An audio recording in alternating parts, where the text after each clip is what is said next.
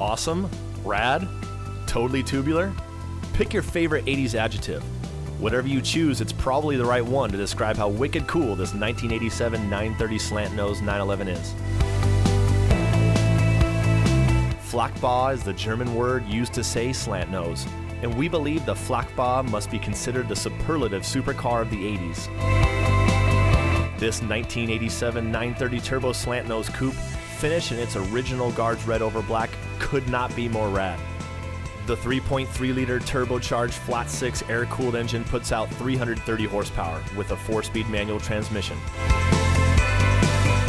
Both Crockett and Tubbs would be jealous of anyone behind the wheel of this awesome 80s Porsche, so what are you waiting for?